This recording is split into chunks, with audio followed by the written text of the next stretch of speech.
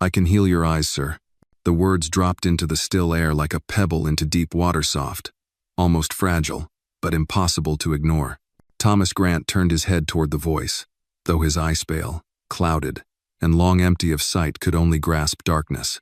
All around him, Central Heights Park buzzed with the ordinary sounds of a Houston afternoon, rustling trees, children's laughter, the faint screech of tires in the distance. His fingers curled around the iron bench. He knew this park well, not by sight, not anymore, but by feel, sound, and memory. It was the place Judith brought him every day. His wife said it, lifted his spirits, though lately, she seemed more distracted. She'd guide him to the same bench and then wander off, her voice fading as she spoke to someone on the phone nearby. Thomas never asked questions. He was tired. The voice, small, young, female, came from his left. But what startled him most was not the sound. It was the moment. She had waited. He hadn't noticed her before, but she must have been nearby, perhaps behind the tree line, perhaps by the old lion statue. And only after Judith's heels had clicked out of earshot did the girl approach, quiet, cautious, as if this opportunity were rare and dangerous. "What did you say?" he asked, heart suddenly unsure. "I said I can heal your eyes," she repeated, this time more clearly. No hesitation, no laughter, just certainty. A bitter smile tugged at Thomas's lips. "You can't even imagine what's been tried. Surgeries, labs, my own company worked years on technologies that failed. And now you think you can fix this?" "I don't think," she said simply. "I know." He turned slightly, trying to sense her presence. She was close, maybe sitting beside him now. Small frame and steady breath. He hadn't heard her footsteps. "Why would you say something like that?" She was quiet for a moment, then whispered, "Because I heard her." Hear who?" "The woman who brings you here," she said. "Your wife." His hands went still on the bench. "I live near here," the girl continued. "Sometimes I sleep in the alley behind the coffee shop when it rains. I've seen you two every week for months." She always walks away to talk on the phone, so I listened. I didn't mean to, but I did. Her voice dropped lower. "She said she did it. She said you were finally blind, and she was close to getting everything." Thomas's chest tightened. Something ancient and fragile inside him cracked. "I don't know how she did it, but I think she wanted you gone, or helpless."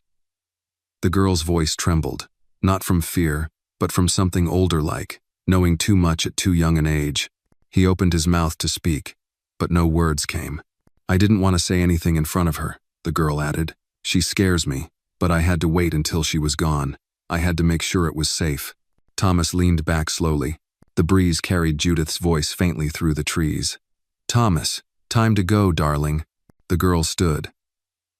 He could hear the soft rustle of her worn shoes on the concrete. "I'll be here tomorrow, same time."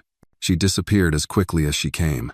Thomas didn't move, not when Judith's familiar perfume drifted closer, not when her hand reached for his. His mind stayed behind with the little voice that saw through more than his blindness, and the promise she carried like a flicker of light inside the dark. For the first time in a long time, Thomas wondered, what if he hadn't lost everything? What if someone still saw him? Thomas Grant did not sleep that night. He sat in his leather armchair, surrounded by shadows that did not end when he closed his eyes. In the silence of his luxury penthouse high above the pulsing lights of downtown Houston, he relived every word the girl had spoken, every soft note in her voice, every pause that felt intentional and full of truth. The stillness of the room was too complete, not a sound from Judith. She hadn't returned to their shared suite after he had said he was tired. Just a note. Had to take a late call. Sleep well. Jay. He didn't reply. Instead, Thomas sat in darkness, his fingers pressed together, palms sweating, a strange sensation for a man who had once controlled billions in assets, made decisions that changed lives with a word. He hadn't felt powerless then. But now he was left to wonder whether the greatest betrayal of his life had happened right under his nose, or rather, right in front of his blind eyes. That morning, Judith's routine was unchanged. She helped him dress, her touch efficient but devoid of warmth. She mentioned a lunch meeting she would have to step away for, apologized in a rehearsed tone, and let him out like always, her heels clicking rhythmically against the marble hallway. He said nothing. In the car, silence again. When they reached the park, she guided him to the bench with practiced ease and said, "Back in a bit, darling," before walking off toward her usual spot near the stone hedges. He listened carefully. No girl. Not yet. He waited, heart pulsing, palms still damp. He counted the seconds, then the minutes. Birds chirped, people passed. A child screamed joyfully in the distance, and then faint footsteps approached barefoot, or close to it. "Sir?" Her voice was different this time, quieter, as if worried someone else might hear. "You came back," he said, trying to mask the relief in his tone. "I told you I would," she said simply. He turned toward her. "What's your name?" "Jada." "Jada," he repeated. The name felt warm on his tongue. Human. Solid. "How long have you been watching us?" "A while." There was no guilt in her voice, no embarrassment, just truth.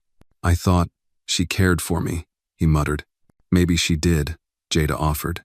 "Once, but now she's planning something. I heard her say she has a lawyer ready. She said once your board thinks you're no longer capable, she'll take over everything."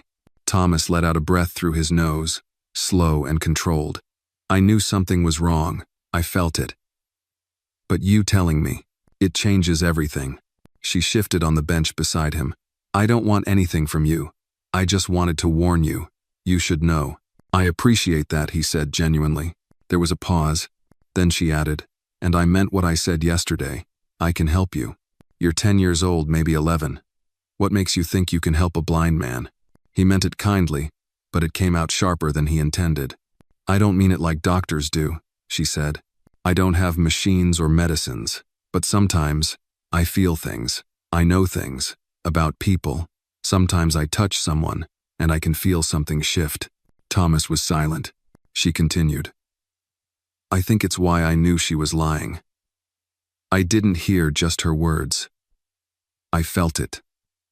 Like poison in the air." He didn't laugh. He wanted to.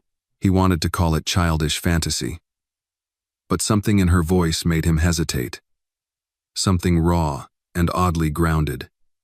She wasn't performing. She was telling the truth as she knew it. "I felt people change before," she said, "but never someone like you." "Like me?" "Sad," she whispered, "but still waiting." He swallowed hard. "You could run," she said. "You could leave her. You're rich, right? Go somewhere else." "I can't just vanish, Jada. There are contracts, there's a board, there's reputation, and I can't see. That makes people nervous." "You're scared," she said with no malice. He didn't reply. After a moment, she stood. "I don't know if I'll come back tomorrow." She's starting to look around more. "Wait," he said. He reached out, missed, then adjusted until his hand lightly touched hers. Her skin was warm, dry, real. "If you don't come back, I won't know what to do." Before we continue the story, drop a comment letting us know where you're watching this video from. Who knows? Someone right near you might be watching it too.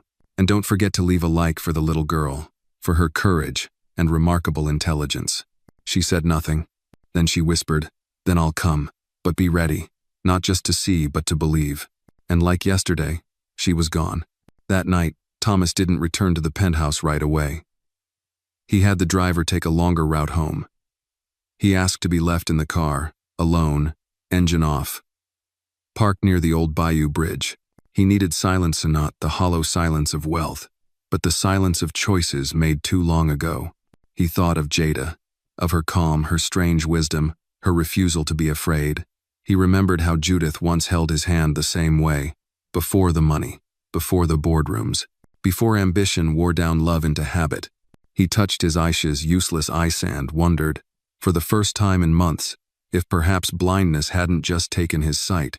Maybe it had revealed something far worse, that he hadn't been seeing for years, long before the accident. He had been walking blind into his own undoing, and now, a little girl with nothing had given him the one thing he hadn't even known he'd lost. Perspective. Thomas Grant woke up with a tremor in his chest. Not from fear, at least not the kind he recognized, but from something deeper, like a memory just beneath the surface that refused to be forgotten. He lay in bed for several minutes before even considering getting up. The voice of the little girl Jadaechoed in his mind. Be ready. Not just to see, but to believe. She had said it as if it were the most natural thing in the world, as if healing the blind was a matter of trust, not medicine. The morning moved forward as if nothing had changed. Judith served him black coffee, 2 eggs, toast slightly burned the way he used to like. She spoke with pleasant efficiency, discussing a brunch with the executive team, then a quick stop at the law firm. Her tone was breezy. Her heels clicked perfectly in sync with her words. He wondered how long she had practiced this. The calm, the care, the control. Would you like me to bring you to the park again today? She asked with a bright tone, lifting the toast to his lips. Thomas paused. Yes, he said, voice smooth. It's good for me. Her chair shifted slightly as if she wasn't expecting him to say yes so easily. The ride to Central Heights Park was silent, as usual. Judith fiddled with her phone. He could hear the soft taps of her screen, the buzz of incoming messages. Her perfume Fiancée intoxicating felt too sweet now, artificial. When they arrived, she led him again, gently but firmly, to their usual bench.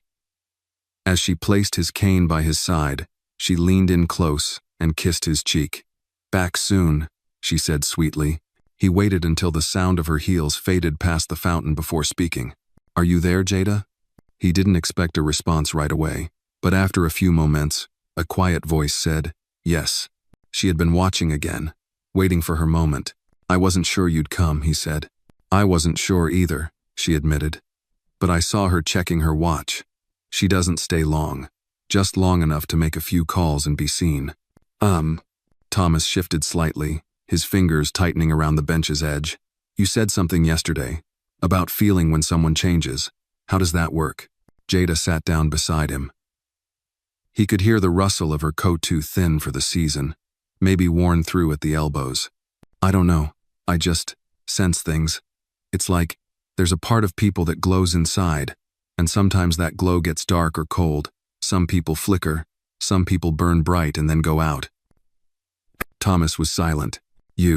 She said slowly, your glow's quiet, but steady, like it's been buried under a lot of dust.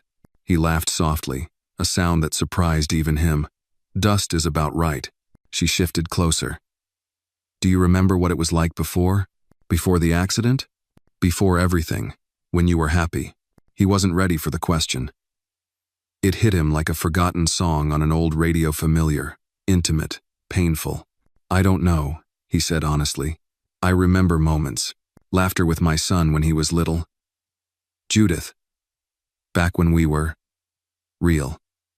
My work used to mean something. We built things. Created. It was simpler then. You miss that? Yes. There was silence. Then she asked, what would you do if you could see again? Thomas tilted his head, considering. I used to think I'd want to read the news, watch the market, get back to work. But now, I think, I'd want to see people's faces.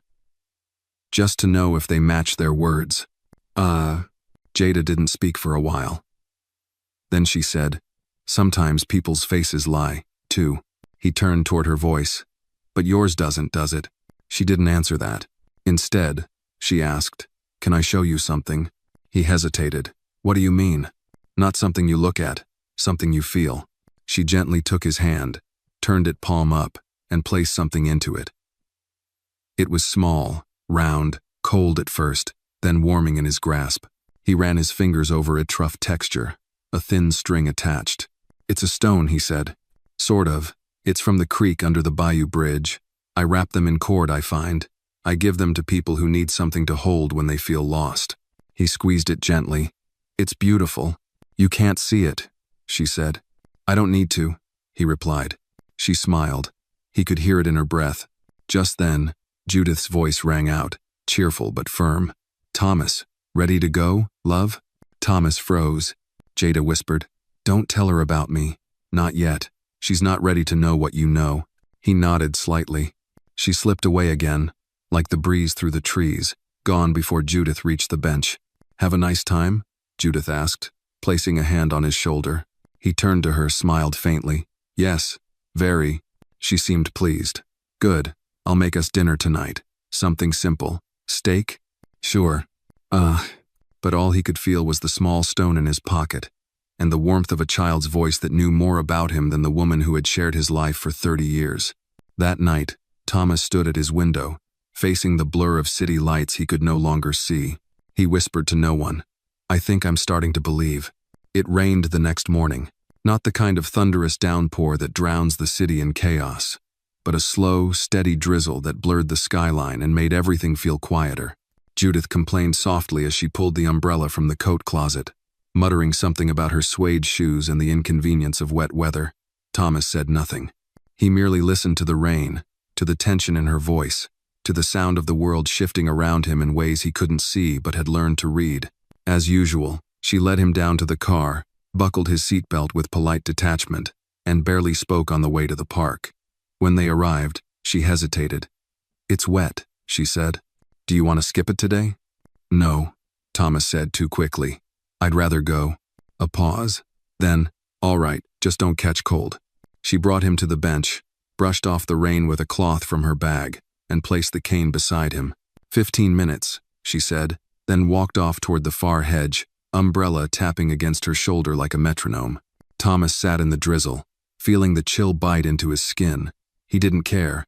He reached into his coat pocket and ran his fingers over the wrapped stone Jada had given him. The cold texture had a grounding effect. It reminded him that yesterday hadn't been a dream. Footsteps approached light. Careful. The unmistakable sound of small feet avoiding puddles. "You came," he said without turning. "I promised," Jada replied. "Besides, I don't mind the rain. It makes people move slower. They don't notice me as much." He smiled. "Clever." She sat beside him, and for a while they said nothing. The sound of rain on leaves filled the silence. Then Jada spoke. "Can I ask you something strange? Stranger than a little girl offering to heal a blind man?" She giggled. "Fair point." He waited. "Have you ever felt light?" Thomas turned slightly toward her. "Felt it? Not seen it?" "Yeah," she said. "Like, not with your eyes, but with your skin, or your chest, like something warm moving through you." He considered. "Maybe once, years ago, when my son was born, I was holding him, and I remember feeling something inside me crack open, like sunlight through a window I didn't know was there." Jada nodded slowly. "That's it." He didn't ask how she understood something so abstract. He just accepted that she did. "I think people carry light," she continued.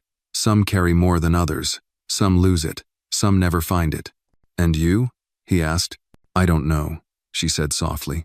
"I think I see it in others more than I feel it in me." There was a sadness in that, a loneliness too mature for her age. "You're wrong," he said. "You carry a lot more light than you realize." She didn't respond, but he felt the bench shift slightly as she leaned closer. "Your wife," she said carefully. "She's not just taking your company. I think she's scared of you getting better." "Why?" "Because if you do, you might leave her." Thomas said nothing. The thought had crossed his mind, uninvited, unwanted, but it was there. Not out of spite or revenge, but from clarity, from waking up. "Jada," he said, "what do you want from all this?" She was quiet for a long time. "I don't know," she said finally. "Maybe I just want to matter to someone, even for a little while." "You do," he said firmly. She nodded, though he couldn't see it. Then she reached for his hand again. "I want to try something. Just trust me." He offered his hand without hesitation. She placed both of hers around it, gently, firmly. "Close your eyes," she said. He almost laughed, but obeyed. "Now breathe." He inhaled, slow and deep. "Think of that moment you told me about. Your son, that light." Did. And then something shifted. It wasn't magic. It wasn't a miracle. But something inside him softened. The rain faded. The sounds dulled. And he felt something not quite warmth, but presence. An awareness he hadn't felt in years. As if his body remembered being whole. When he opened his eyes, useless though they were, he was crying. "I didn't see anything," he whispered. "But I felt, I don't know, peace." "That's a start," Jada said. He squeezed her hand. "Thank you." She stood. "I have to go. Your wife is watching today." Thomas turned his head instinctively. "How do you know?" "I can feel her," Jada said. "Her light flickers when I'm near. It gets cold." Then she slipped away. Thomas sat in silence, the rain tapping softly on his shoulders, the stone in his pocket growing warm in his hand. Judith returned moments later, voice tight. "You're soaked. Why didn't you call me?" He didn't answer. She sighed, wrapping the blanket around him. "You'll catch pneumonia out here." He leaned into her arms with practiced stillness but said gently, "Judith, why don't you ever sit with me anymore?" She paused, just long enough for him to notice. "I want you to have your quiet," she said quickly. "You need space to think." He nodded slowly, but the thought had already planted itself, not just a seed of doubt but of knowing. And the girl who had placed it there? She carried more light than anyone he'd ever known. Thomas Grant had never thought much about how he walked. For most of his life, it had been automatic on foot, then the other, propelled by certainty and purpose. But since losing his sight, each step was deliberate, cautious, measured like a man counting the edge of his own fading dignity. That morning, however, he felt different. There was something in his chest, a thrum, a quiet sense of forwardness. He couldn't explain it. Maybe it was the conversation with Jada the day before, or the moment when he felt something move within him like dust shaken loose from a forgotten light bulb. Whatever it was, he woke up determined not to sit on that bench all morning. He wanted to walk, to feel the world again. Judith was uncharacteristically quiet on the drive to the park. He could tell she was watching him in the rearview mirror, but she didn't say much. No talk of meetings, no affectionate banter, only silence, measured and thin, like a thread about to snap. At the park, she helped him from the car, adjusted his coat collar, and placed his cane in his hand. "Same bench?" she asked. "No," he said. "I'd like to walk a little today." She hesitated. "It's still damp. You sure?" "I am." He felt her fingers press briefly against his shoulder, then slip away. "Don't go far. I'll be over by the hedge." He nodded and took his first step. The walkway was slightly uneven. Stones shifted from years of root growth beneath. Thomas moved slowly, feeling out each patch of ground with the tip of his cane. His ears tracked every noise, the soft flutter of pigeons, the wind brushing through tree branches, and somewhere, faint and far, the voice of a young girl singing under her breath. He turned slightly in that direction, just enough to listen. But the sudden cry of a toddler nearby startled him, and he lost his footing. One wrong step. His cane hit a shallow dip between the stones, and his balance shifted violently. His foot slid out. His body tilted sideways. And then impact. Pain exploded in his wrist as he hit the ground hard. His hip slammed into the edge of a concrete step. Breath knocked from his lungs. He tasted blood. A sharp gasp escaped him, and he lay there, frozen by the sting, by the shame, by the brutal reminder that no matter what light he might be discovering within, his body was still fragile, still blind, still breakable. "Mr. Grant." The voice rang clear, high, and urgent. Small hands touched his back gently, then his arm. "Don't move yet," Jada said, her breath close to his ear. "I saw you fall. I was coming to find you." "I'm fine," he muttered. "No, you're not," she said with calm insistence. "Your hand's bleeding. Your wrist looks swollen. Just help me sit up." She did, carefully, slowly, as if she'd done it before for others, maybe for herself. He leaned back against the cold base of the park's old war monument, breath shallow, pain burning up his side. "I didn't see the drop," he said, bitter. "Stupid mistake." "You didn't see anything," she said. "That's not stupid. That's just real." He gave a dry chuckle. "You're too honest for your age. And you're too proud for yours." The words hit him harder than the fall. She pressed a folded cloth against her sleeve against his bleeding palm. "We need to get this cleaned. You might need stitches. I can call someone." "No time," she said quickly. "She's coming." He turned his head. "Judith?" I heard her voice. "She's looking for you." Sure enough, within seconds, Judith's heels clacked fast and sharp across the stone path. "Thomas." "Oh my God, what happened?" Jada vanished swift as shadow behind a bench. Thomas sat up straighter, pain flaring. "I tripped," he said. "Misjudged the edge." Judith was instantly at his side. "You shouldn't have walked alone. I told you this path isn't safe." "I needed to move," he said calmly. "We're going home," she said. "Now." This is too much. I should have hired someone. He bit back a reply. As she helped him to his feet, he gritted his teeth, bracing against the sharp pain in his hip. He leaned heavily on the cane. I'll call Dr. Sandler. We'll stop by his clinic. No, Thomas said. Take me to the house. She hesitated. But you? I said house. Her silence said more than words. She led him back to the car, this time with firmer hands, her tone clipped. In the back seat, Thomas held the blood-streaked cloth in his palm and stared blindly ahead. He knew Judith would use this moment. As evidence. As proof. Another step in her plan to portray him as incapable, frail, unfit to oversee anything. Not his company, not his fortune, maybe not even himself. But something had shifted again. Not broken, just bent. Like a bone realigning. Back at home, while Judith busied herself on the phone, likely whispering to a lawyer or a doctor, Thomas sat alone in his study. He opened the drawer of his old oak desk and found what he hadn't touched in over a year. A recorder. He pressed the button and spoke softly into the mic. This is Thomas Grant. If anything happens to Maeve, I am declared mentally or physically unfit. I want this on record. I have not lost my mind. I may have lost my sight, but I have not lost my will.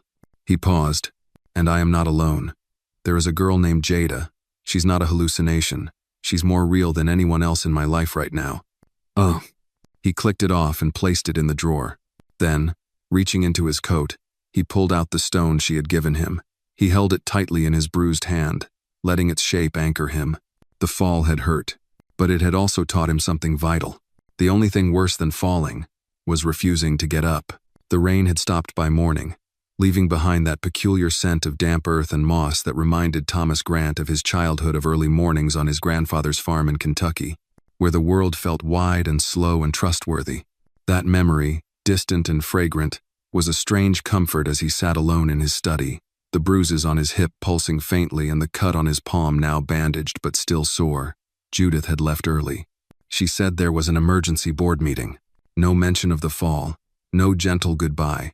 Just the sound of her heels and the front door closing with a soft click that felt colder than the rain had. He had replayed her conversation on the phone last night, her voice, low, clipped, speaking to someone named Carl. Yes, the fall helped. No, he's not resisting. Yet. Just give me 2 more weeks. 2 more weeks. It echoed in his skull like a countdown to erasure. She was preparing her move, and so was he. He dressed himself, carefully. A task he hadn't done entirely alone since the accident. It took twice as long, and he winced at every tug near his ribs. But he did it. The shoes were mismatched. He could feel the subtle difference in the soles, but that didn't matter. He needed only one thing this morning: to meet Jada again. When the driver pulled up out front, Thomas used his cane to feel his way down the stairs. The driver, a young man named Miguel, jumped out to assist, but Thomas held up a hand. I've got it, he said. Miguel hesitated. Sir, are you sure? Positive. Just take me to Central Heights Park, west entrance. Thomas arrived 20 minutes early.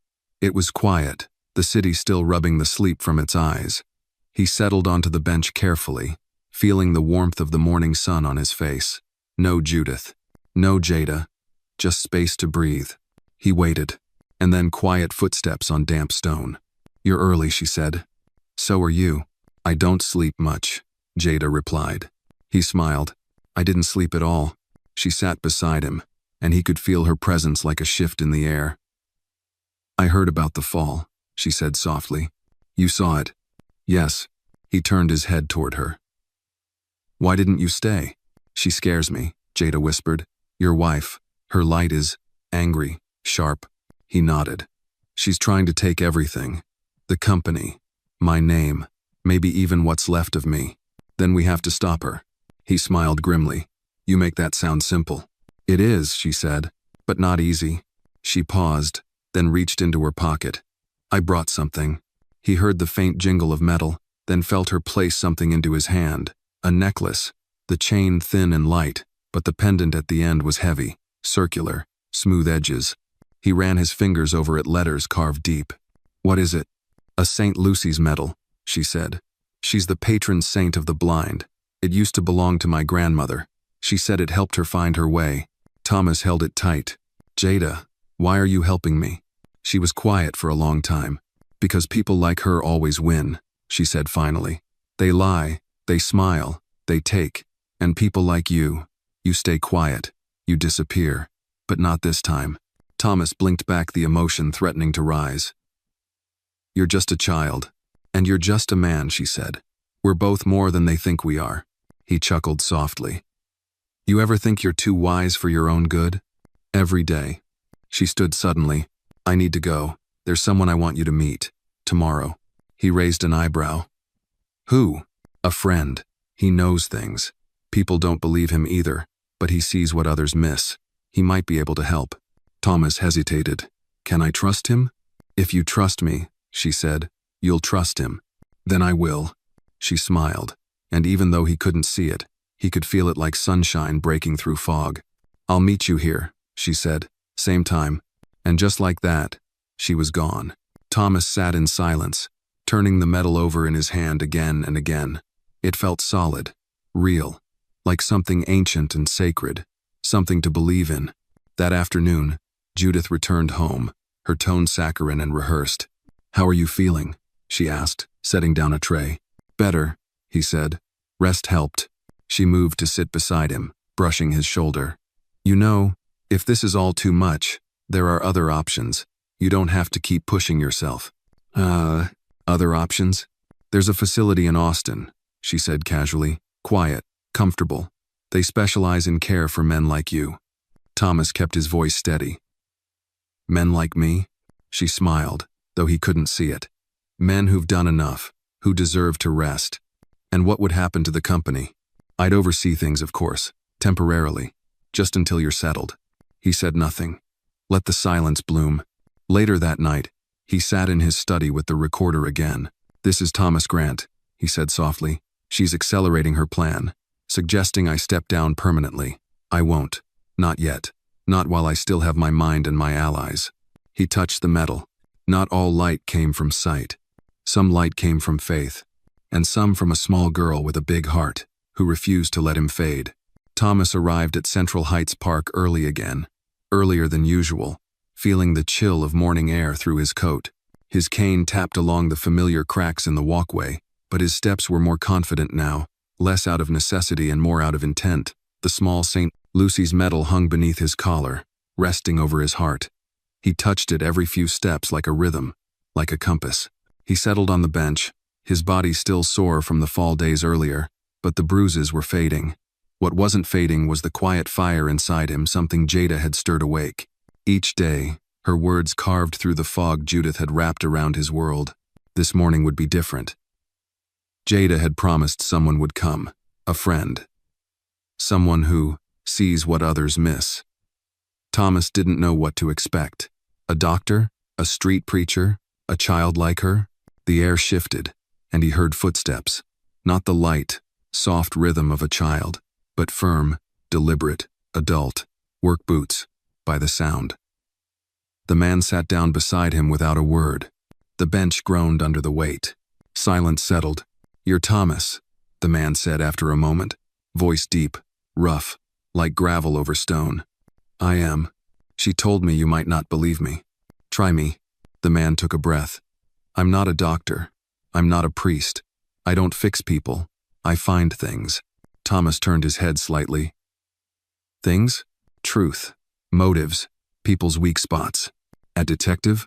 No, the man replied. Worse. I used to work for people like your wife. That made Thomas straighten. I was an enabler, the man continued. I helped people bury things, evidence, secrets. They paid me well. Until I saw one too many lives crushed for a payout. And now? Now I try to stop it before it gets too far.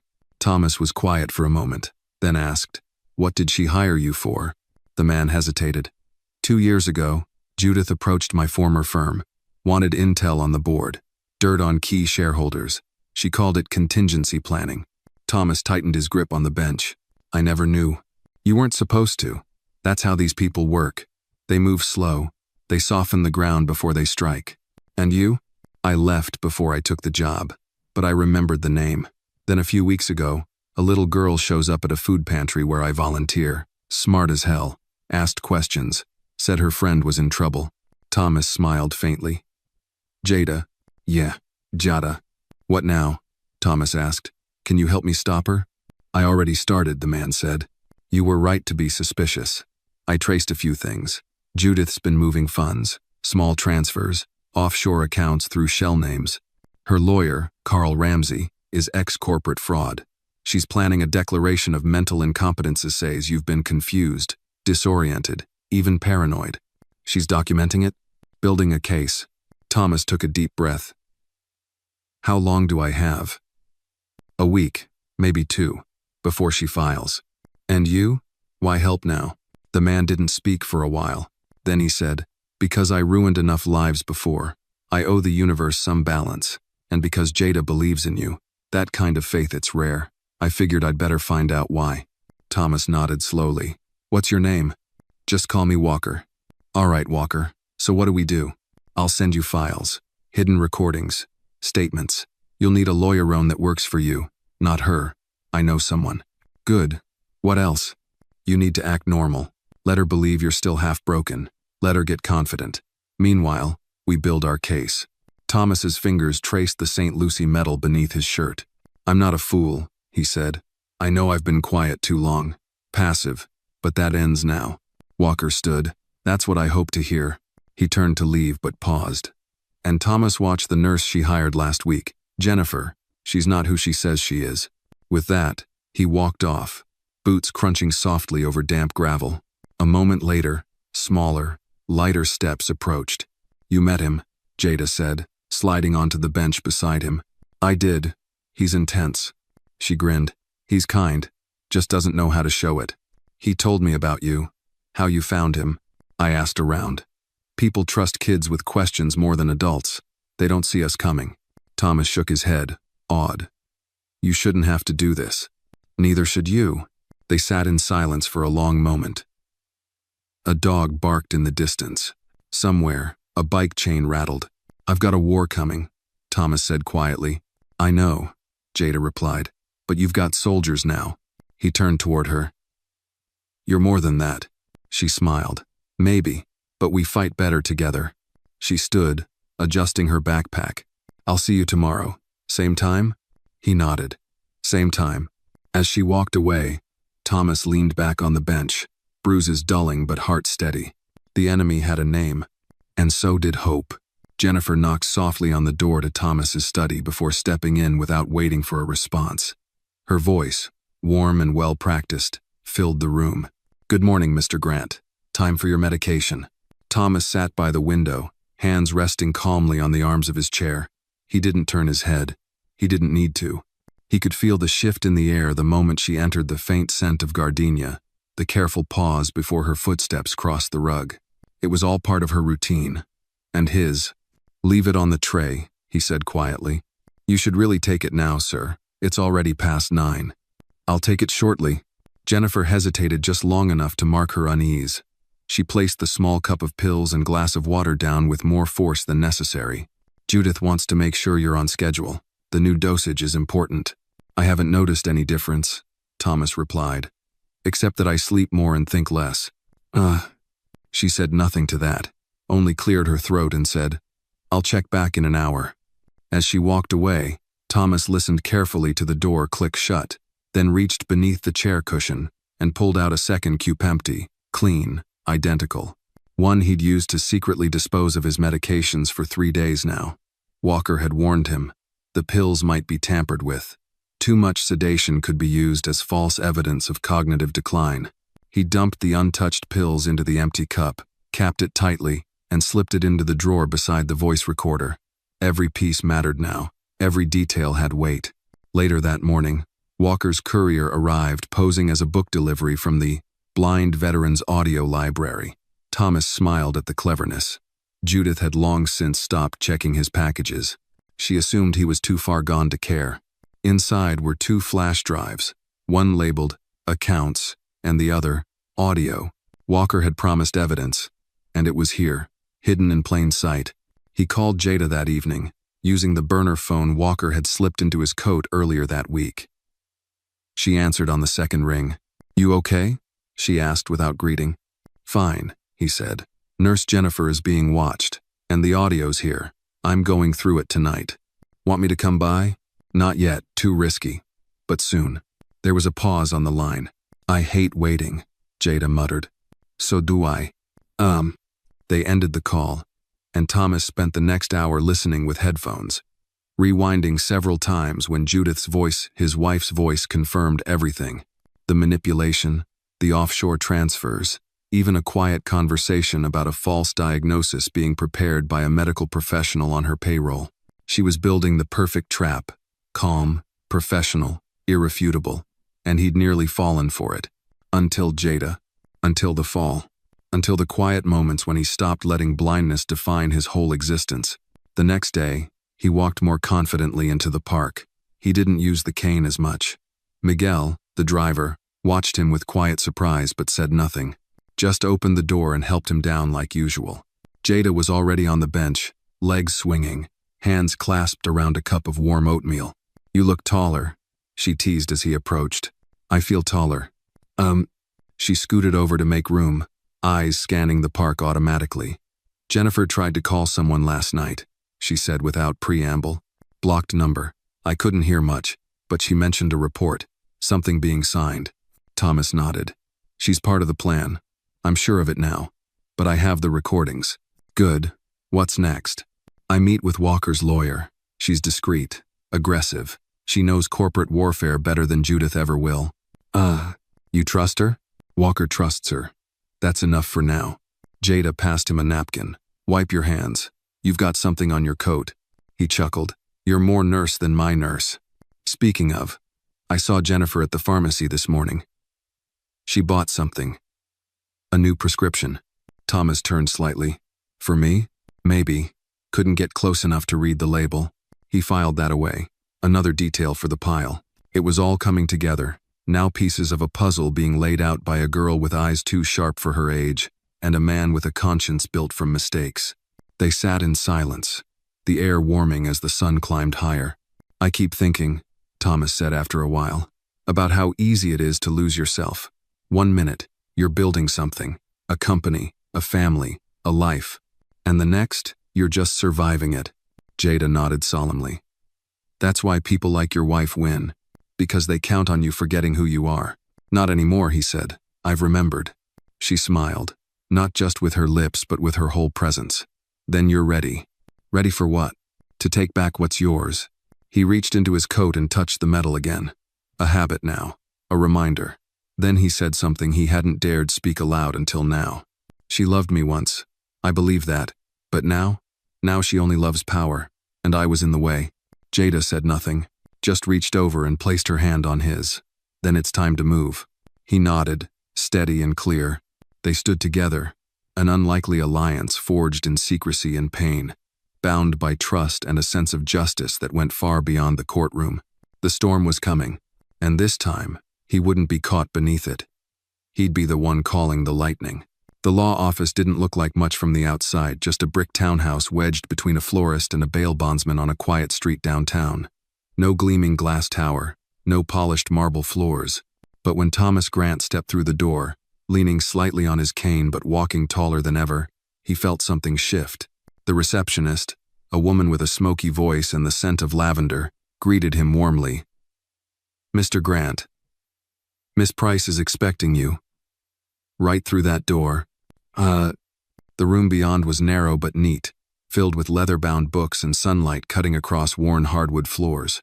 At the far end, behind a cluttered desk with a brass nameplate reading, Naomi Price, ESQ, sat a woman with a sharp chin, silver streaks in her black hair, and eyes that missed nothing. She stood when he entered. Mr. Grant, she said, shaking his hand firmly. It's an honor. Thomas took the chair across from her. I'm not sure honor is the right word. I'm half blind and nearly robbed blind. Price sat, flipping open a file already thick with papers. Yes, but you're still standing. That counts. They got down to business quickly. Walker had already provided her with the audio files and financial trails. She had cross-checked them against recent corporate records, traced suspicious account movements, and identified 3 board members Judith had likely influenced with financial promises. She's meticulous, Price said. admiration laced with disgust. Started planting seeds more than a year ago.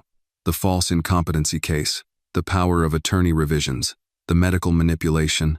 This wasn't spontaneous. She planned to dismantle me in silence, Thomas said. Yes, Price agreed. And she nearly succeeded. But you've got something she didn't count on. Thomas raised an eyebrow. What's that? An unexpected witness. A little girl who's smarter than half the lawyers I've met. I smiled. Jada. Price leaned forward. I want to bring her in, discreetly, not to testify yet, but to record a formal statement. She's credible. Her age actually helps. Judges listen harder when children speak clearly. I'll talk to her, Thomas said, but I won't risk her safety, not for me. She's already at risk, Mr. Grant. Because she stood by you. Judith's people are watching your movements more than you think. We need to move fast. What do you need from me? He asked. 3 things, Price said, ticking them off on her fingers. 1. We file a countersuit before she can file hers. You'll claim duress, manipulation, medical coercion. 2. We serve an injunction freezing any further transfers or asset reallocations. And 3. We call a private meeting with the board. She'll know something's coming. She already suspects you've figured her out. It's better to confront her while she's still pretending to play nice. Once she's backed into a corner, she'll lash out and that's when we'll catch her. Thomas exhaled slowly. All right, let's do it. As he stood, Price reached for a manila envelope. One more thing. I need you to start writing down what you remember. Your relationship with Judith. Key events. The first signs of change. It helps us build a psychological profile of the marriage for court. I'll start tonight. She walked him to the door. Mr. Grant? Yes? You may be losing your sight, but you've regained something far more valuable. What's that? Your voice. Back in the car, Thomas asked Miguel to take the long route through the city. He rolled the window down, letting the autumn air hit his face. He thought of Price's words. His voice. For too long, he'd let silence speak for him. Let others decide what he felt, needed, deserved. No more. Back at the estate, he found Jada waiting near the fountain, sitting cross-legged with her notebook on her lap. She stood when she saw him, or rather, when she heard his cane tapping along the stones. You're early, she said. So are you. She smiled. How was the lawyer? Sharp. Dangerous. On our side. Jada nodded approvingly. What's next? We go on record. She wants your testimony. Jada didn't flinch. Okay. You're sure? You don't have to do this. Jada folded her arms. If she gets away with this, she'll do it again. To someone else. Maybe someone who doesn't have a me, or a Walker, or a Naomi Price. Thomas chuckled. You sound like a closing argument. She grinned. I've been practicing. He sat beside her on the low stone wall. I'll start writing everything down tonight. Every memory that matters. Every lie she told that I believed. That's the first step, Jada said. Truth always starts with memory. They sat in silence. The wind rustling through the tall hedges. The world quiet except for the occasional chirp of a bird or hum of a distant lawnmower. Do you think she ever loved me? Thomas asked suddenly. Jada was quiet for a moment. Maybe, but power is louder than love for some people. They forget who they were to chase what they think they deserve. He nodded slowly. That's what I became, an obstacle to her empire. Then let's remind her, Jada said, standing, that the man she tried to erase isn't done yet. He smiled. Not with bitterness, but with resolve. He wasn't done. Not by a long shot. That evening, as the sky shifted from steel blue to violet, Thomas stood at the window of his study, his fingertips brushing the cool glass. He couldn't see the sunset, but he could feel its warmth pulling away from the world. Behind him, the house was still. Too still. Judith had not returned, which wasn't unusual anymore. Her nights were increasingly late, her explanations thinner, her excuses mechanical. He welcomed the silence now. It gave him time to write. On his desk lay 3 pages already filled in his tight, slanted handwriting. His hand ached from the effort, but his memory poured out clearer than he'd expected. The first year with Judith, her charm, her ambition, the late nights building the company together. Then the shift, the sharp words, the passive control, the subtle dismissal of his opinions. Like water carving stone, It happened slowly, until he couldn't tell when he stopped speaking up. He paused, fingers resting on the edge of the paper, then picked up the pen again. It was the night of the shareholders' gala, he wrote. She wore red, I remember that. Red like warning. I was sick, double vision, migraines. She told me I was just tired, but the next day I collapsed. That was the beginning of the decline, and she never once suggested seeing a real doctor. Just gave me the specialist she'd handpicked. He stopped again. His breathing was uneven. A knock at the door. He turned, expecting silence. Instead, a voice filtered in soft, measured, deliberate. Thomas, may I come in? It was Judith. He hesitated. You're home early. I thought I'd check on you, she said, stepping in. I saw your light was still on. She moved with grace, her heels muffled on the carpet. She stopped short of his desk, eyeing the papers. Writing something? Thomas smiled thinly. A bit of reflection. Feels overdue. She tilted her head. Are you feeling better? I think clearer. Good, she said quickly. Clarity's important. He said nothing. She moved closer. I've been worried about you, Thomas. Ever since the fall, you've seemed unsettled. You mean since I stopped swallowing everything I was told? Her face didn't twitch, not visibly, but her breath caught for half a second. I've always done what's best for you, she said. No, he said calmly. You've done what's best for you and convinced me it was the same. She stepped back, folding her arms. Is this how it's going to be now? Accusations and dramatics? No, Thomas said. It's going to be facts, evidence, and choices. She narrowed her eyes. You don't have the strength for this, Thomas. I didn't, he said, but someone gave it back to me. Her brow furrowed. A girl, he added. You wouldn't notice her. That's your mistake. You only see threats when they wear suits. You've been manipulated, she snapped. No, he said. I've been awakened. Judith's face shifted. Her veneer cracked just slightly. I'll make tea, she said abruptly, turning on her heel. You need rest. When the door closed, Thomas exhaled. His hands trembled slightly. He reached for the phone and dialed a secure number. Walker answered on the second ring. She knows, Thomas said. She's guessing, Walker replied. Let her. Just be careful. She wants me to feel safe. That means she's almost ready to strike. Then we stay ahead. Naomi's prepped the injunction. You ready to sign?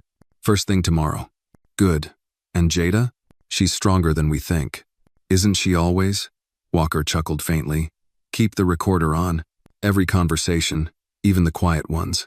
I already did, Thomas said. This one's gold. He hung up and slipped the small digital recorder deeper into the drawer, beside the sealed pill cups. The file would be labeled, Tea Talk, a calm domestic visit, layered with threat. Downstairs, he heard the kettle whistle. He didn't move. Instead, he opened the desk again and took out the St. Lucy's medal. He ran his thumb across it slowly, the carved image cool and unyielding. He didn't need eyes to see Judith anymore. The next morning, Thomas sat across from Naomi Price in her office. The injunction was printed, notarized, bound. It would be delivered to the financial authorities by noon. You'll need to prepare for blowback, she warned. She'll fight, and she'll be cruel. I've seen cruel, Thomas said, and I'm done tolerating it. She handed him a second folder. This is your personal statement. You'll present it to the board. I suggest memorizing it. Show them strength. He nodded. Judith may still try to make you look confused, mentally unstable. Any slip-up, I won't give her one. Price smiled. Good, because we're in this now, all the way. Thomas left the office with a sense of gravity, not fear, not hope, just weight. But it was the kind of weight a man shoulders when he stops running and starts standing. Back at the park that afternoon, Jada was waiting with 2 small cups of ice cream. You look different, she said, offering him the chocolate swirl. I am. She studied his face.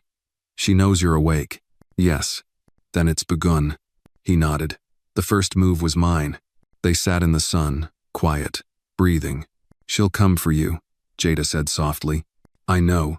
Are you ready? Thomas licked his ice cream, then smiled. I've never been more ready in my life. By noon the next day, the injunction was filed. The board was notified. Judith's shell accounts were frozen under suspicion of fraudulent transfer. Within hours, the house shifted. Not physically, but in tension, in tone, in temperature. Even the staff, few as they were, moved more carefully, eyes downcast, words clipped. Thomas felt it in the air, like electricity before a storm. Judith did not return home until dusk. He heard the engine hum in the driveway, the car door slam harder than usual, her heels on the step sharp and fast, no hesitation. The front door burst open, then slammed shut again. Thomas didn't rise from the study. He knew she'd come straight to him. She didn't knock. She never did. "So," she said, standing in the doorway. Her tone was calm, measured, but her breath was quick. "You've made your move." Thomas set his pen down and folded his hands. "I had no choice." She stepped inside, closing the door with a gentler click this time. "You think you've won something, don't you?" "I think I've stopped losing," he replied. "That's enough for now." She walked to the desk, slowly, deliberately, her heels sinking slightly into the thick carpet. "You don't understand what you've done. Freezing those accounts, bringing in lawyers, investigators. You've exposed us both." "No," he said. "I've exposed you." Her eyes flickered. "You think the board will take your side? A half-blind man who's been falling apart for months? Better than a woman funneling company assets into private channels." She leaned forward, her voice low and almost tender. "Thomas, I tried to protect you." "No," he said. "You tried to replace me. There's a difference." She straightened. "And now what? You'll drag your name through the courts? Turn this into a media circus? You'll kill what we built." "I built it," he said. "You tried to bury it." Her eyes narrowed. "You really think anyone will believe you?" He opened the drawer and pressed play on the recorder. Her voice, from the previous night, filled the room. "I've always done what's best for you. Clarity's important. You've seemed unsettled." It wasn't damning, not outright, but it was suggestive, calculated, patterned. Judith's face went still. "I have more," he said quietly. She stared at him, then turned without a word and walked out. He sat still long after the door closed, not because he was afraid, but because she hadn't denied it, not once. Later that evening, Jada called. She went to the board chair, she whispered. "I saw her. She brought that slick lawyer Carl. They didn't look happy." "Did she say anything?" "Number. But Carl looked like he wanted to break something." Thomas nodded, pressing the phone tighter. "It's starting. You ready?" "I have to be." The next morning, Naomi Price called. "She's responding with her own motion, claiming your decline began earlier than reported. She's citing fatigue, memory issues, even paranoia." "We expected this. We're already preparing affidavits to counter it, and Jada's testimony will help." "When do I speak to the board?" "Tomorrow, noon." Thomas exhaled. "Are you sure you want to do this yourself?" Naomi asked. "I can speak on your behalf." "No," he said. "They need to hear me." That night, he didn't sleep much. He reviewed his statement over and over, each word memorized, rehearsed. But it wasn't just the words. It was the feeling behind them. The conviction he needed to project. This wasn't just about saving his company. It was about reclaiming his identity. The next day, Miguel drove him to the headquarters. The building hadn't changed, the same steel and glass, the same polished lobby, but Thomas walked through it differently now. His cane tapped steadily. His back was straight, and his chin was high. He was escorted into the boardroom, large, oval table, 12 chairs. The full board was present. Judith sat at the far end, flanked by Carl Ramsey. Naomi Price stood behind him. The chairwoman nodded. "Mr. Grant, you may begin." Thomas stood. His hand rested lightly on the chair's back. His voice was clear, steady. "For months, I've been silent, partly because of illness, partly because I trusted the wrong people to speak for me. But that ends now." He paused, looked toward Judith. "Someone I trusted, someone I loved, has worked behind closed doors to declare me unfit. Not because I am, but because my presence was inconvenient to her plans." Judith's jaw tightened. She built a case on manipulated evidence, sedative medications, and silence. "But I have rediscovered my voice, and I'm using it to tell the truth." He turned back to the board. "I may be blind, but I see more clearly now than I ever did. And what I see is corruption, betrayal, and a quiet attempt to steal everything I've built. He laid out the facts, the audio files, the financial records, the statements Naomi had collected, and Jada's accountant eyewitness to the very conversations that exposed the betrayal. He ended with this: I didn't ask for this fight, but now that it's here, I won't back down. Because the company we built together, it deserves integrity, and so do I. Silence followed. Then the chairwoman spoke. We'll deliberate. You'll receive our decision within 48 hours. Judith didn't look at him as he left. Outside, in the sun, Thomas let the air fill his lungs. He didn't know what the board would decide, but he knew this. He had finally, truly, stood up. 2 days passed with the weight of silence pressing on every hour. Thomas spent most of the time in his study, alternating between dictating thoughts into a digital recorder and listening to old jazz records that once soothed his mind during the earliest years of his success. The music, once background, now felt like company voices that didn't judge, rhythms that reminded him who he used to be. Jada came each afternoon. She didn't talk much. She didn't need to. She simply sat with him, sketching on a pad, humming quietly. Her presence, like the jazz, reminded him of something steady, something real. She didn't ask him if he was nervous. She didn't have to, but she did ask him once, as the sun dipped below the skyline. If they say no, what will you do? Thomas thought for a moment. Start again, he said. Even if it means walking away? He turned his head toward her. Justice doesn't always look like victory. Sometimes it's just making sure the world hears the truth before the silence returns. That night, Judith didn't come home. There were no calls, no explanations, only absence. And strangely, the house felt larger, lighter, as if the walls had exhaled. On the morning of the third day, just before breakfast, Naomi called. They voted, she said without preamble. It was close, 6-5, but in your favor. Thomas closed his eyes. I keep the company, you keep everything. They're launching an internal investigation into Judith's actions. She's been suspended from all decision-making authority. Carl, too. He let the words settle, then nodded. Thank you, Naomi added. Don't celebrate too loud. This isn't the end. She still has options. She may go public. She may sue. But the narrative has changed. You're not the confused old man anymore. I never was. But now, everyone knows it. After hanging up, he walked narrated to the front parlor and sat down.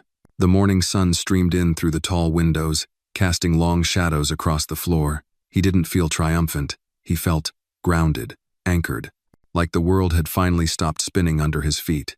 Jada arrived 30 minutes later. She was already smiling when she stepped through the door. You heard? I did.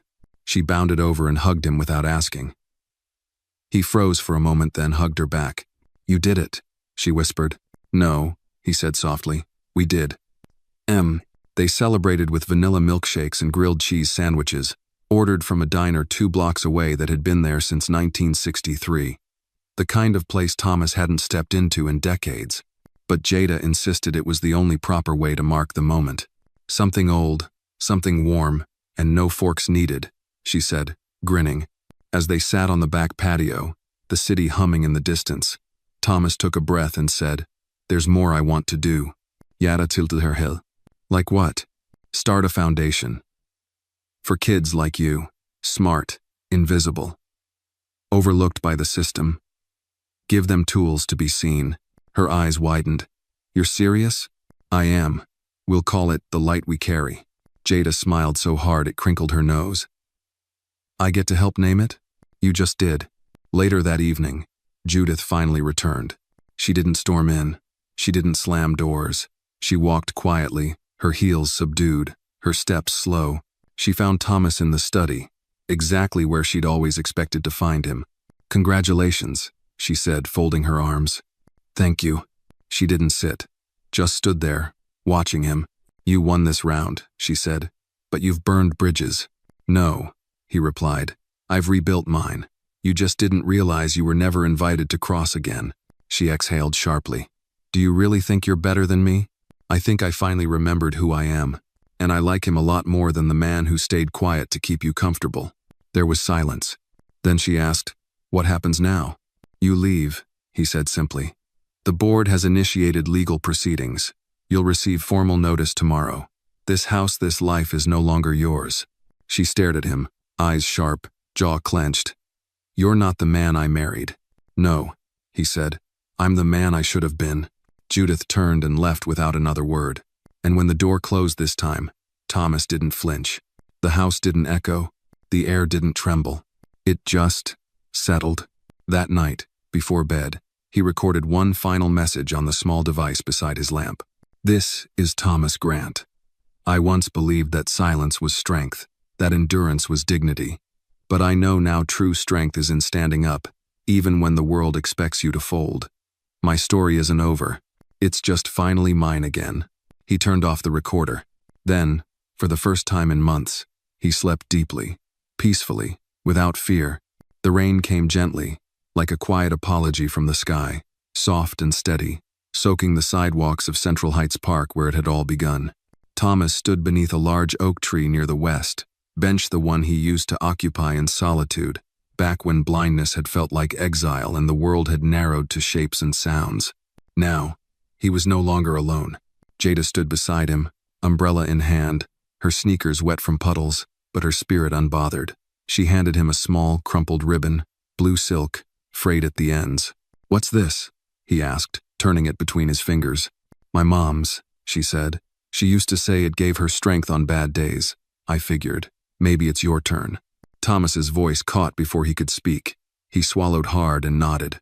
"Thank you," he whispered. The day marked the quiet launch of the Light We Carry Foundation, their first outreach event at a local community center that had nearly closed due to funding. Jada had insisted on starting there, she said. The place had good bones. And she was right. The center was nothing grand. The walls needed paint, the floors creaked, but the air buzzed with laughter and possibility. Kids from all over the neighborhood had shown up, drawn in by flyers, free food, and something harder to define, hope. Thomas entered slowly, accompanied by Miguel, and a cane more for posture than need. A hush fell as he stepped inside, and then, applause. Not thunderous or forced, just genuine, respectful. Naomi Price stood near the podium, clipboard in hand, flanked by city council members, local press, and 3 teachers from the district. She approached him with a warm smile. "You're early," she said. "I couldn't stay away." She nodded toward the back where a banner stretched across the wall, painted by hand. "The Light We Carry, Empowering Voices in Silence." Thomas's name was beneath it, but so was Jada's, in smaller but equally bold letters. "Let's make it official," Naomi said, guiding him to the podium. He adjusted the microphone slowly, his fingers brushing the cool steel. Then he spoke. "Months ago, I thought my story had ended, that I'd been written out of the life I helped create. But then a stranger, barely tall enough to see over a table, reminded me that stories don't end, they evolve. They bend, they stretch, and if we're lucky, they begin again." He paused, hearing Jada's breath catch from the front row. "This foundation isn't about redemption," he continued. "It's about recognition. For every child who's been overlooked, for every voice muted by poverty, race, disability, or neglect, we're here to say, we see you, we hear you, and you matter." The applause this time was louder. Thomas stepped back and gestured toward Jada, who approached the podium with a mix of nerves and pride. She cleared her throat and spoke without notes. "I don't have a big speech. I'm not famous. I'm not even tall," she said, drawing soft laughter from the room. "But I know what it's like to be invisible. And I know what it's like when someone finally sees you. Mr. Grant saw me. And then he let me help him. That's what this is about. Helping each other, even when we think we can't." Thunderous applause followed. Jada blushed and stepped down, returning to Thomas's side. He leaned in and whispered, "You just stole my speech." "Good," she whispered back. It was too long anyway. They spent the rest of the day shaking hands, meeting kids, signing paperwork, and watching the community center come alive again. Music played, laughter echoed, and somewhere in that controlled chaos, Thomas felt something open inside him, a kind of healing he hadn't known he needed. Later that evening, after the last guest had left and the rain had finally stopped, Thomas and Jada stood on the center's front steps. The sky was streaked with orange and purple. Wet pavement shimmered like glass. "You ever miss who you were before?" she asked. Thomas thought about it. "No," he said slowly. "But I respect him. He survived long enough for me to find my way back." She nodded. "He'd be proud." He smiled. "I think he is." A soft rustle came from behind a bouquet of white lilies wrapped in newspaper, left by someone anonymous. Attached to it was a note, handwritten in neat cursive. "You found the light. Thank you for carrying it forward." Thomas read the words twice, then handed them to Jada. "Let's keep going," he said. She grinned. "We've got more stories to rewrite." Together, they walked down the steps and into the night, not just survivors of a quiet war but the authors of a new legacy. The following week felt like waking from a dream and stepping into daylight. Thomas walked through his old halsons echoing with silence and found them alive with energy. Files labeled foundation, new mail inviting partnership, even a photographer knocking at the door to capture the story. Doors that closed too long were now open, but every glow carried a shadow. Jada arrived one morning carrying a stack of art supplies. "Kids want to paint their dreams," she said, eyes bright. "We're starting a mural project." Thomas nodded, delighted. "I love it." He guided her inside, brushing a hand across the familiar armrest at the end of the stairstep place that had anchored him not long ago. He took a seat beside her at the kitchen table. The metal rested safely around his neck. The recorder lay untouched on the desk. Judith had not returned since chapter 13. That absence, it felt like a presence turned hollow. But the tension under the surface remained. The legal threads were still unraveling. Naomi had warned that Judith might go public, spin false narratives, or even attempt reconciliation just to weaken his resolve. That afternoon, Thomas received a letter. He recognized the tight handwriting instantly. His son, David. His words were brief, polite, cautious. "Dad, I saw what you did at the foundation. Proud of you. Can we talk? Maybe grab coffee at the usual place?" Thomas thumbed the note carefully, the paper trembling in his fingers. For months, the relationship had felt fractured beyond repair, but this was tentative, reaching across the gap. He sat with the note a long moment, then pressed a gentle breath. He would say yes. That evening, he joined Naomi Price at her office. The mood was sober but strategic. "Judith filed a counterclaim," she reported, claiming lost companionship, emotional distress, defamation. "It's messy. She's going for sympathy." Thomas rubbed his temples. "We expected this. She's also arranging press interviews." Naomi paused. One news outlet asked for an exclusive. They want to tell her side of the story, a devoted wife hurt by allegations. He leaned back, deep in thought. "Let's offer our own interview. With Jada, if she'll agree. Let the world hear her message, her voice." Naomi nodded slowly. "We can arrange it. A local NPR feature reaches exactly the audience we want. Do it." That night, Thomas wrote the first letter to David in years, agreeing to meet. His words were simple: yes, coffee. Tomorrow morning. Then he slept deeply, buoyed by the possibility of reconciliation and empowerment, both at once. The sun rose crisp and cool over Houston. Thomas waited at their old cafetable by the window. Kane leaned carefully to one side.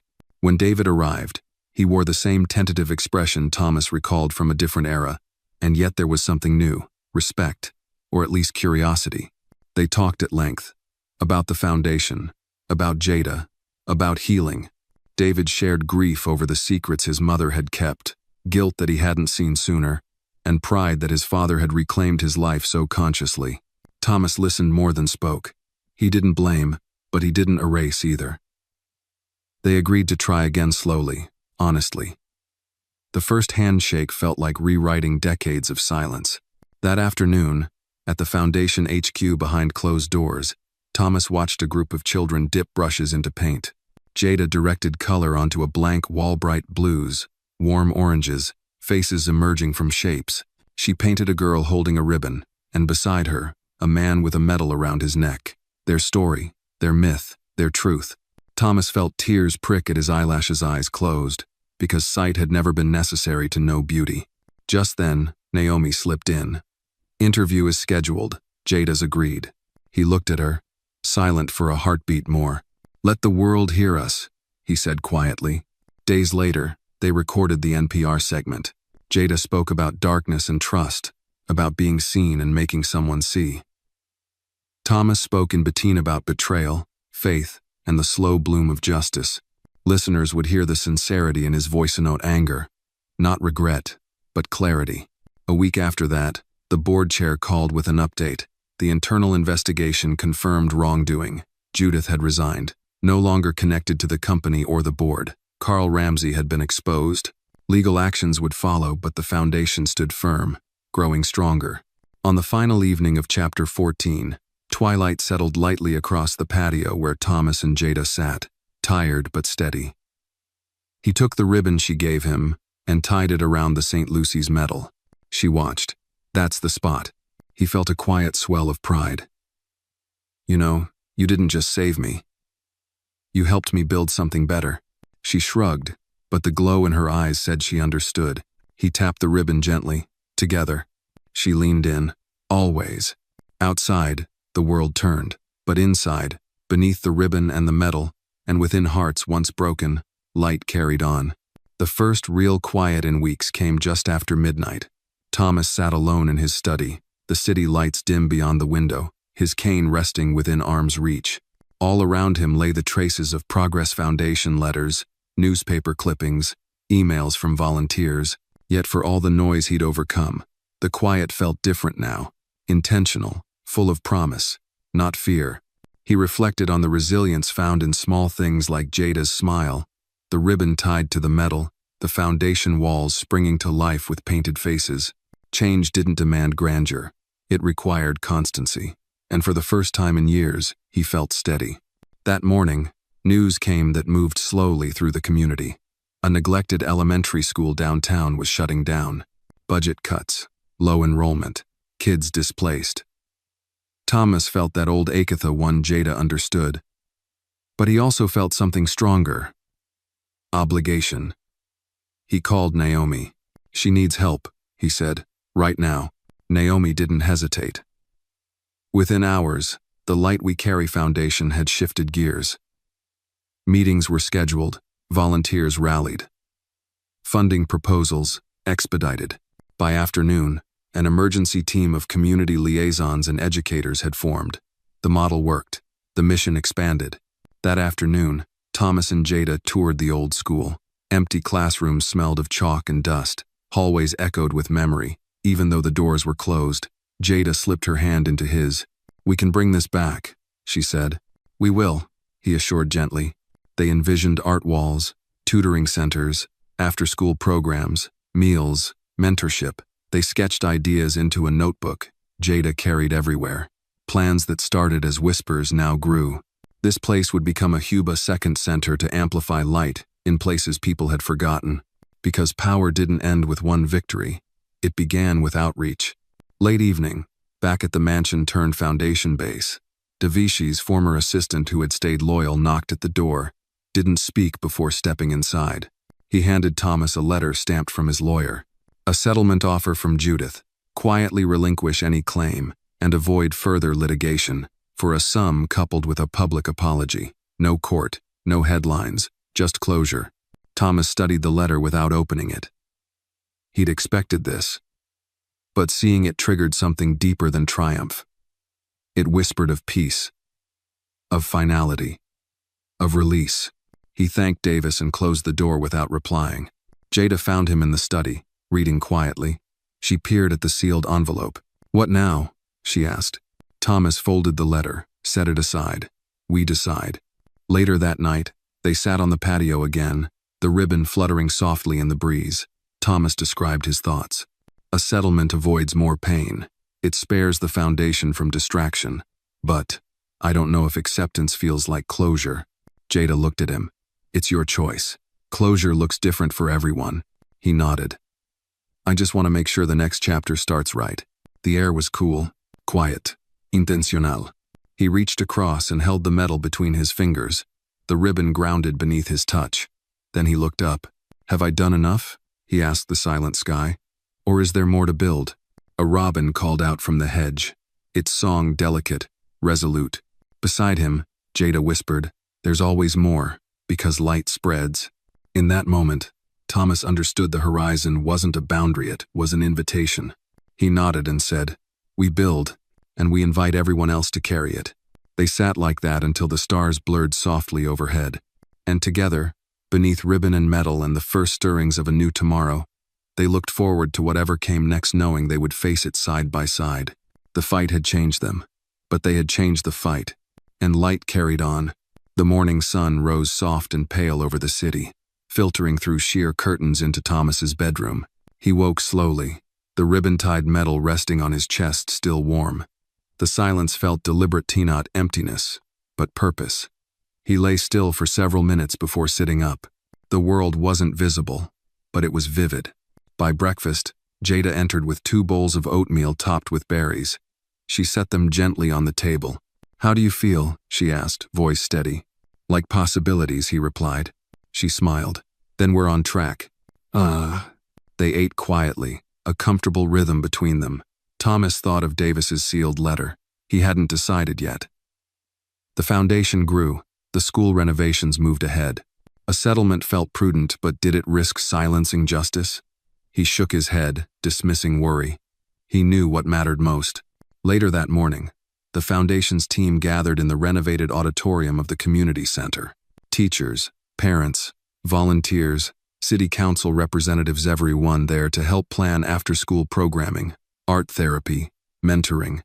Thomas arrived, cane in hand, standing tall, his presence greeted with respect and warmth. He spoke briefly but meaningfully. "We are not here because tragedy struck us.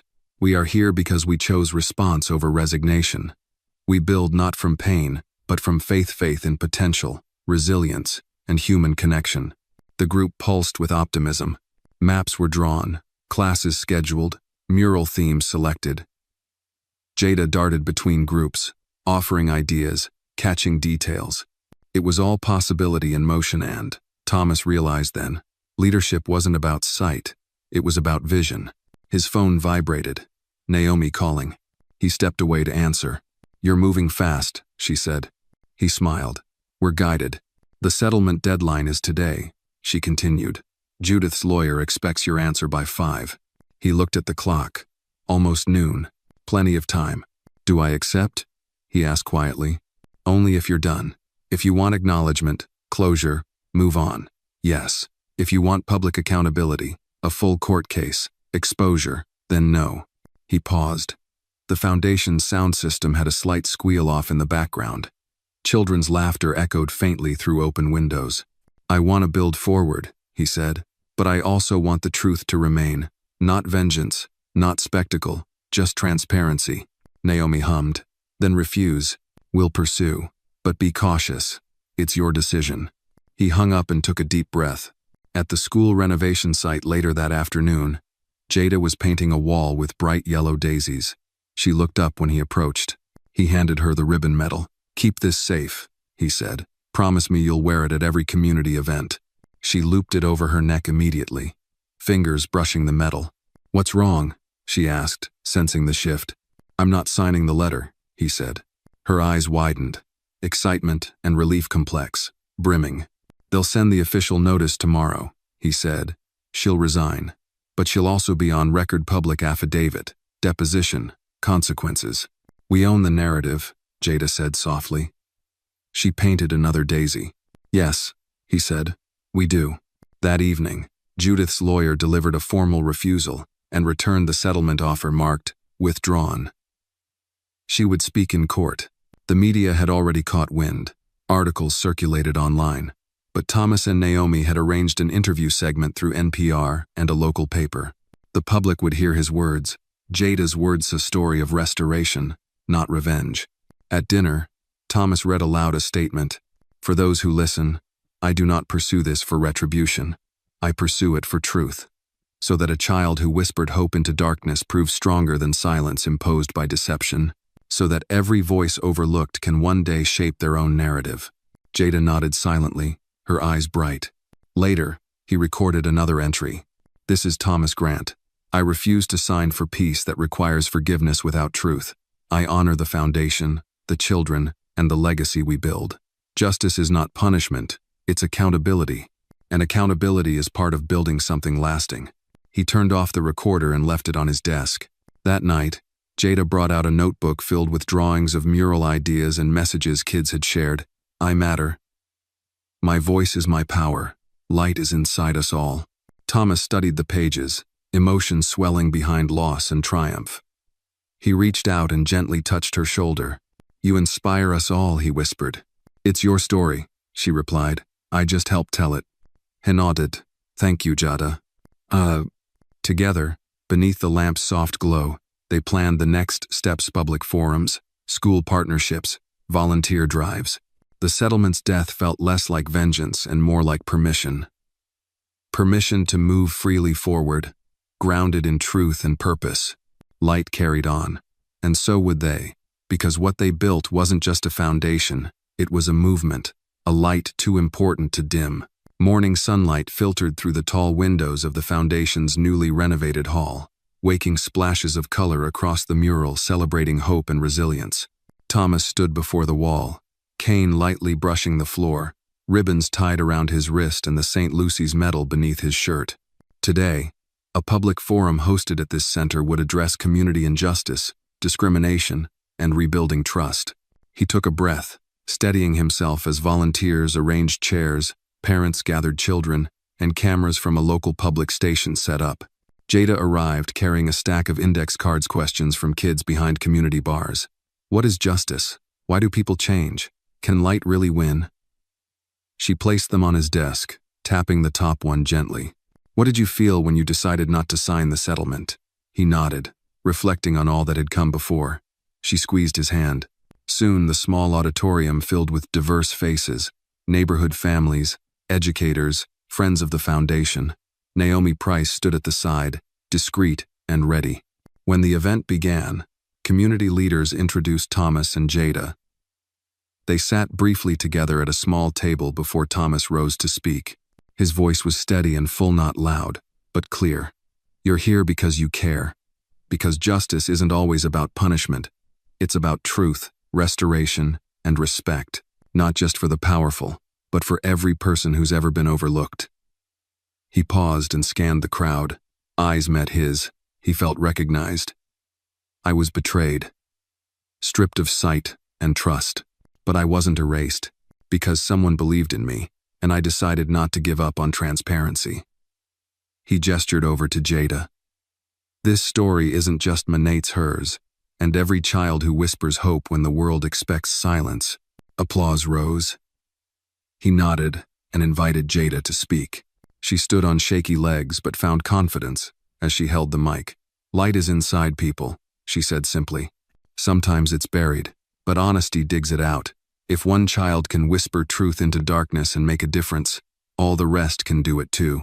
More applause. Some people had tears in their eyes. A Q&A followed. One mother asked, how do we teach our children resilience when they are silenced? Jada answered first simply, let them tell their story. Listen, then believe them. Thomas added quietly, and join their voice. Support truth. Afterwards, families shared stories of overcoming injustice. Teachers mentioned behaviors nurtured by empathy. Children hugged Thomas and showed drawings of their own dreams. Jada listened to every child, folding their notes into her notebook. Each face that looked at him without pity but with respect reminded him how far he'd come. Later, Naomi approached. That was powerful, she said. Your press piece from earlier played during intermission. They linked justice and voice beautifully. Thomas nodded. I meant every word. The city reporter approached Jada for her reaction. Standing beside Thomas, she whispered, I feel seen. The reporter smiled and scribbled quickly. That simple phrase carried miles of meaning. Hours later, as the crowd dispersed, a delegation of city council members stood near the mural and asked Thomas to support a youth-led advisory committee recommending policy around disability access, fostering inclusion in schools, accountability, transparency, and local governance. He accepted reluctantly but resolutely. This wasn't part of the original foundation plan, but responsibility called. That evening, back at the mansion-turned office, Thomas found Davita's son waiting in the foyer. He'd returned from a community visit that morning and stayed late speaking with volunteers. When Thomas saw him, he stepped forward cautiously. "Dad, I've been watching. The board decisions, the statements, the impact. I'm proud." Thomas paused, taken aback. His eyes felt sharp despite a blindness. Then David said quietly, "I'd like to volunteer, if you'll have me." Thomas smiled and wrapped him in a hug. "Always." Jada peeked from the doorway, eyes bright, and Thomas motioned her over. Together, they sat in the study as Thomas poured coffee. David asked questions and listened. Slowly, the gaps of years began to stitch. That night in the bedroom, Thomas ran a finger across the metal on his chest. The ribbon tapped softly on his pajamas. He said, "This, all of this. We didn't just win. We built something bigger." Jada whispered behind him, "We carried it forward." And David answered softly, "And now I carry it too." Thomas sat in the darkness before sleep, listening to the echo of children's laughter and brushstrokes on mural walls, commitments whispered and futures reshaped. He whispered into silence, "We didn't just see the light, we became it." Justice had evolved beyond courtrooms. It had grown roots and radiated outward. And in that quiet night, beside son and child and legacy, Thomas felt his story finally align with truth and hope. Light carried on and, so would they. The Foundation's hall was silent as dusk turned the world outside gentle shades of gray. Thomas found himself standing before the mural, again, faces painted by children he had never met, colors carried by hands made brave. Under soft electric lights, he felt again the pulse of that first day and the deeper call to meaning beyond survival. He touched the ribbon that circled the St. Lucy's medal at his neck. It had become more than a keepsake. It was a pact, a reminder that sight isn't just eyes, and legacy isn't just success, it's service. His cane tapped softly on the polished floor as Jada approached, carrying a jar of wildflowers they'd gathered earlier in a meadow outside the city. She placed the flowers in a vase on the window ledge. Their fragrance filled the room. "You waited," Thomas said quietly. "I did," she replied. "It felt right." He nodded. "We've come far." The weight of the question hung between them. Was it complete or just beginning? She shrugged. "Infinity isn't a finish line." He smiled. At that moment, David entered the hall, handing Thomas the recorder. "Dad, you left this out." Thomas recognized the weight in the device, the countless words spoken, the confessions, recordings that mattered most. "It's still ringing," Thomas said softly. "Like a bell." David nodded. "We saved them all. Naomi's team cataloged everything." Silence followed as father, daughter, and son stood near the painted wall. No urgency. No applause. Just presence. Hours earlier, the board had sent formal notice confirming Judith's resignation and launching public proceedings into her previous actions. Carl Ramsey faced charges. Legal coverage was no longer speculation. Justice was underway. The story had reached beyond personal vindication, it had entered public conscience. They spoke in whispers. "I'm glad you refused the settlement," Jada said. Thomas inhaled deeply. "My name regained meaning because I refused comfort built on omission." David added softly, "My respect for you, it grew because you stood." Thomas turned toward his son. "And gradually I remembered the man I tried to be." Jada turned to him. "We changed lives, and ours changed too." He placed a hand on each of them. "This is not the end. It's another beginning. For the kids, for the foundation, and for us." They sat down on the edge of a platform beneath the mural. The painted faces gazed forward. Children they'd never met yet served. Voices waiting to rise. Outside, streetlights flickered on. Gray turned to navy. The mural glowed softly, under spotlights, electric paint glistening through the dusk. Thomas closed his eyes, breathing deep. He could not see, but he could feel the presence around him, Jada's strength, David's renewal, Naomi's steadfast work, the quiet devotion of every volunteer and child who believed. He lifted the recorder and pressed play.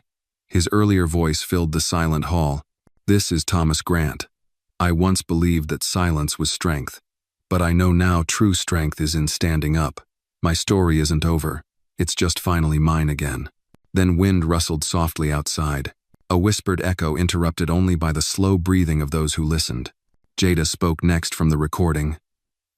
Light is inside people. If one child can whisper truth into darkness, all the rest can do it too. Their voices overlapped briefly. A man once blinded, a child once overlooked, a son once distant, each reclaiming voice, identity, presence. As the last words faded, the silence felt purposeful. It was gratitude, promise, resolve. Thomas leaned forward. "Where to?"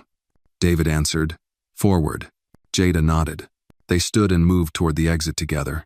Outside, stars had begun to appear. The smell of rain lingered on the pavement. A soft wind lifted the ribbon tied to Thomas's medal, fluttering like a banner. They walked into the night side by side. Steady, light carried on. Their story ended not with defeat or forgetting, but with vision, and the knowledge that when people choose truth over fear and service over silence, the light they carry continues beyond themselves, into the world.